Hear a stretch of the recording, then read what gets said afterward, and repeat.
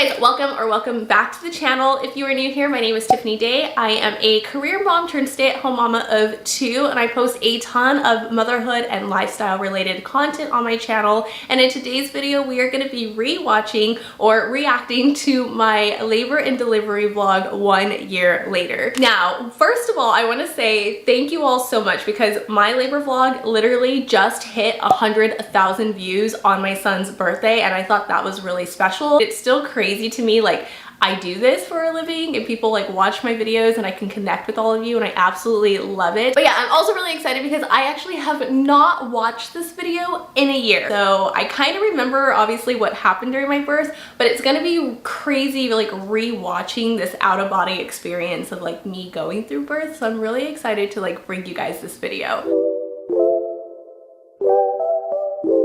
Okay, so I do have it set to like do not disturb, so hopefully I'll get contractions. Probably can't talk for long.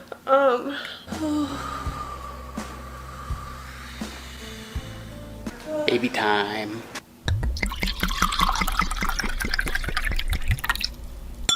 Okay, I need to pause. You guys are probably really confused. First of all, let's just say I have changed my branding a million freaking times since I started my channel, and I honestly thought I changed my branding to my personal name before his labor, but apparently I didn't. So it's been a year since I switched to my name. So it's just so crazy to like look back at my old branding to like where it is now and just like my editing styles and stuff like that. I know that's not why we're like watching this, but I just had to reference that. Also too, the previous one, like I don't know if I mentioned that, I split them up. So the first vlog that we're not reacting to today was me laboring at home. And I feel me laboring at home for as long as I did is the reason why my birth was so quick in the hospital. So if you guys are curious and you want to see what laboring at home kind of looks like and the drama that like we had to leave the house for 4 hours so they could spray for fleas because we had an infestation and all of that fun stuff, I'll go ahead and link that for you as well so you can watch that too. For any other moms who are looking to do a non-medicated birth, laboring at home is key, you guys. I cannot stress that enough. Okay, Eric and I are on our way to the hospital. We were told to wait an hour because I guess I have to be at least a 5 or they won't admit me because my water hasn't broke yet. So when I say that, I mean like 5 centimeters, because they tell you if your contractions are 5 minutes apart, you basically come in, and it's like 5 minutes apart for so long. And so mine were like super close together, and I was fighting the fact that we didn't have to go yet because my labor was so similar to my first. So I was like, once my water breaks, that's the time that we go to the hospital because that's what happened with my daughter. And so even though my contractions were super close, they were super intense, I was also going at the fact of like, when I felt this with my daughter, I was only at 2 centimeters. So the pain, I was trying to like compare the pain. And so I was just like, okay, I'm probably only at 2 centimeters. They're going to tell me to go home if we go to the hospital anyways. I might as well just stay here and like hustle through it. Our husband was so adamant. So when we called, they said, wait 1 more hour. So I had been, like contractions 5 minutes apart for over an hour before we even like thought to go to the hospital.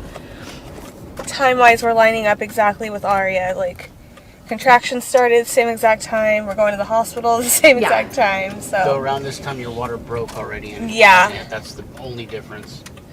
Like it's almost 8 o'clock, and your water hasn't broken. I like can't breathe. When you were pregnant, 7. You can't like exactly, my water breathe. broke. Oh. Like I feel for some reason, standing helps through the contractions. When I sit, it hurts so bad. Okay. Yeah, sitting was, I did not want to sit. I think he's lower than.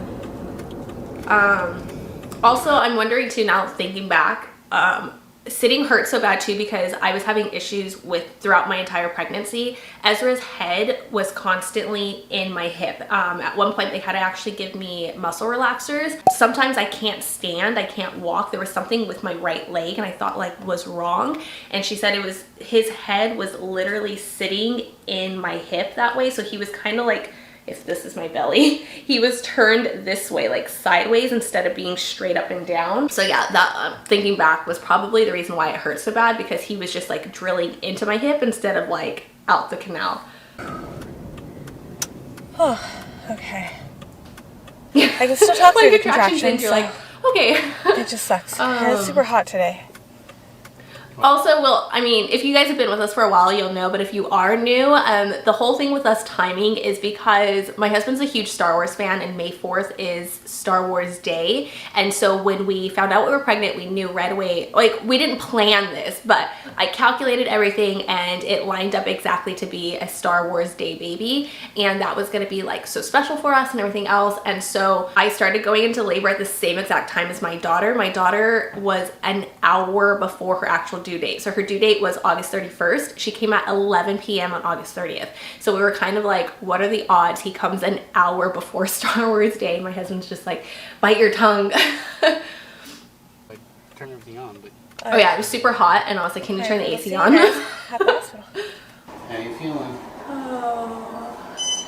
You said I either peed or my water broke. Yeah, I didn't know. So with Aria, my water like burst, like it broke. With him, I kept feeling like liquid, so I didn't know if I had like a slow leak or what was going on, or if I just had lost all bladder control. You guys, that happens. Like TMI on this. I have to walk anyway, so I'm getting it done. Okay. They were also kind of snappy. I don't know why they were being snappy with me. And yeah, I was refusing any type of wheelchairs. I didn't want to sit. Like standing felt better. Okay, so I don't think I went through this. I wish I would have when they were like, but I think it's because they were being so weird, like the nurses, but I think they may have been just like rushed or overbooked or whatever it is. When I got there, they had checked me and thinking I'm only at a 2 because I'm trying to compare my first labor to my second, which every labor is different, you guys. Like everything is different, but I'm still trying to compare the two off of like my pain levels and like where we're at and how we're progressed and stuff. So I'm like, okay, with Aria, I was only at 2 when we got to the hospital feeling like this. She checked me, she's like, you're at a 7. So I labored at home until I reached 7 centimeters. And they basically was like, as soon as this water breaks, you're gonna have a baby. And so I remember turning to Eric and I was like, there may be a chance you don't get your Star Wars baby, and I'm sorry. Like, I apologize that I was gonna have the baby early. So yeah, it's 8:24 now. What do you think of the nurses so far? Yeah, so there was one nurse who was just such a sweetheart, and this technically wasn't her hospital. Either she said she was new or she was like transferred. And then, like, it doesn't really go away, so I have a constant pain in the front. But yeah, she was and then all sweetheart. of a sudden it just like shoots around to the back. Ease up on the contractions. Yeah, it was just so weird how it was such like a constant like. I love you. But I'm wondering now, like I've watched other people. I think. Is it focused? Is it focused? Oh my god, I'm so worried about this camera. Filming. So at this point they had moved us into the labor room. So the first one was triage. You have to go there first, and then they move you to like an actual labor and delivery room, and then after that they move you to a recovery room. So I had to like go into 3 different rooms. But when I was talking about my contractions, I'm wondering if my body was trying to engage him lower, but because like my water didn't break, I'm trying to engage this entire like sac instead of just a baby, and it was very painful, you guys. So they're really proud of me. We're already at 8 centimeters. He was progressing slower than And Aria too. basically So we're Aria, just I was waiting for water to break progressing and 2 we'll have a centimeters baby, every 30 so. minutes, and then with him, it was like I was progressing 1 centimeter every hour or so. Yeah, and here, someone had commented and was like, why didn't you do audio? And I was like, you guys, I was cursing. Like, yes, I was doing my breathing techniques, because when you are doing a non-medicated birth, breathing techniques for any birth is so important, but that is your pain relief, is breathing through the contractions. And so I did not do that with Aria. Like, I was a newbie. I did no epidural with her as well. But with him, I was like, okay, breathing techniques, and it does work. But I remember I would like breathe in and then I'd breathe out and I'd be like, oh, like I was just like cursing with every breath out. Like, that's why I couldn't have audio, you guys.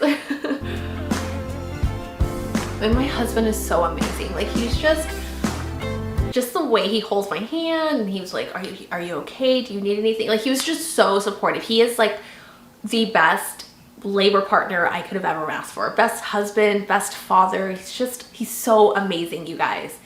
I was trying to sleep too. I just wanted to like sleep and get some rest. So we're at 11:37 p.m. Look at me in the back, I look dead. We're still waiting for that water to break. if once we hit midnight and the water hasn't broken, the nurses are going to break the water manually, get the baby out. Yeah, so what's really crazy is wait too long. There was three of us. So there was me and two other ladies who came in at the same time, and I was progressed further along than they were. So they were like, you're most likely going to have this baby first. I was the last to have the baby because my water would not break. Tiffany's just been soldiering on. She's been doing amazing. I know I don't look the best. Like, now, I'm having a baby. Who cares Let's, right now, right? let's look at Eric and his hair. Oh, here comes another one.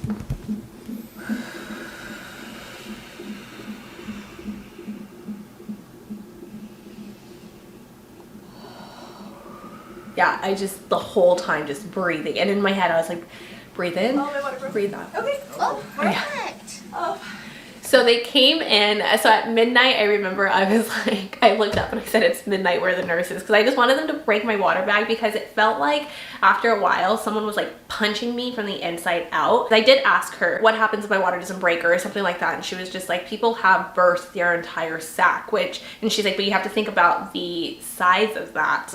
She's like, so do you want a huge surface coming out or do you want a smaller surface coming out? And I was like, okay. I just remember feeling like a punch after, like at the end of every contraction, and it was like my body was like trying to push him out, and it couldn't. So they came in at 12:03 and they started to like prep stuff, and once the like midwife came in, that's when my water broke. And it was like not just a little bit, it was full, like everyone heard it. It was so crazy. Like they came in to pop my bag, and the baby was like, okay, I'm ready. I'm gonna start crying.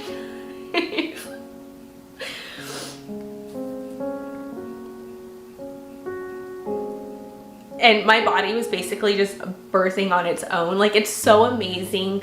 Your body is literally like meant to do this, and it'll just birth on its own. And like, they were just kind of helping and prepping, and they were just letting my body do its own thing. And I loved that because I wanted as like, I hate using the term natural, but like unassisted as possible, and I got that. Like, I didn't get the experience I wanted the first time. I definitely got it this time.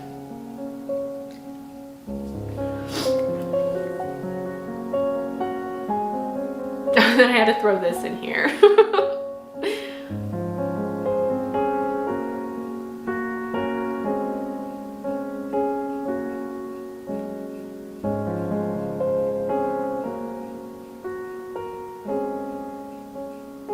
And that headache to even figure out if I was pregnant or not, like, oh my god. Aria. She was such a good sister. She came like a couple of times to my appointment, and she kept using, I think that was like a car mount or something. She kept thinking that was a way to listen to the baby's heartbeat. So every day she would want to like listen to the baby's heartbeat.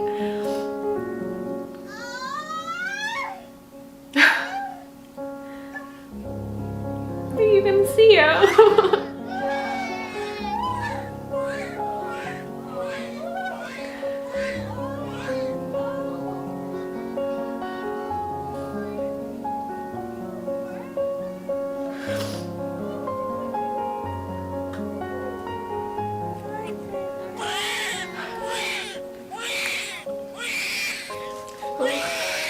I don't have tissue.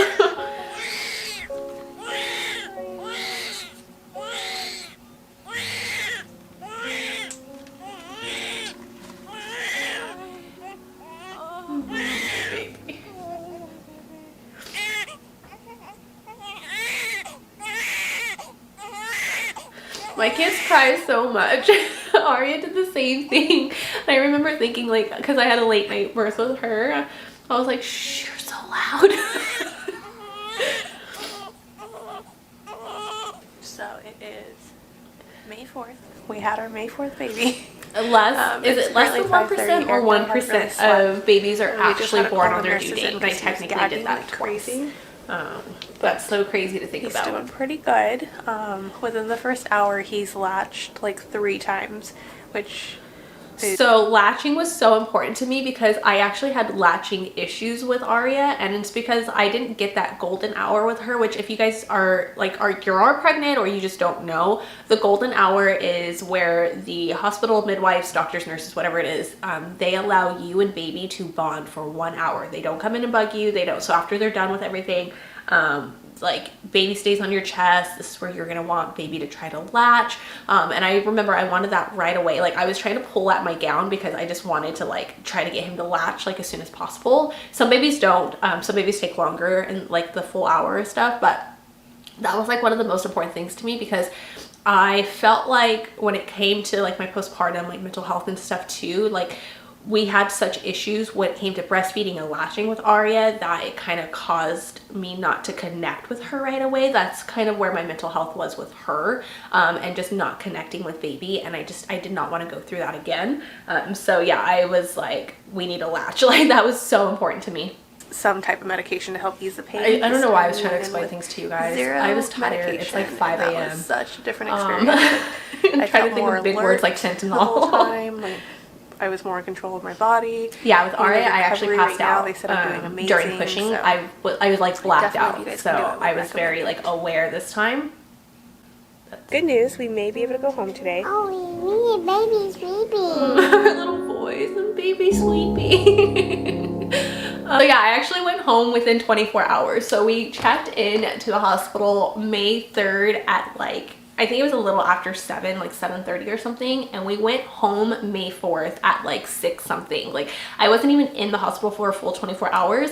And I just, because they bug you every like 30 minutes to like poke you, check this vital, check that vital. They're waking you up every 3 hours to feed baby, even if baby does not want to be fed. And I just didn't want to do 2 days of that because I could have stayed for 48 hours and I was just like, can I go home as soon as possible? So I went home within the 24 hours, which was like really crazy just because he was doing so well too. So it was also positive to know like he was doing so well after birth, and like his weight and everything else. So that was like a crazy experience, but I hope you guys got something out of this as well. If you are pregnant or you're getting ready to gear up to have a baby, let me know in the comments below when you're due and if you're doing non-medicated, what approaches you're taking. If you have any questions, I'll definitely answer those in the comments below for you. We are going to be doing a 12-month baby update, postpartum update. So any questions you have, definitely leave those in the comments below as well. But as always, guys, I love you and I'll see you in the next one.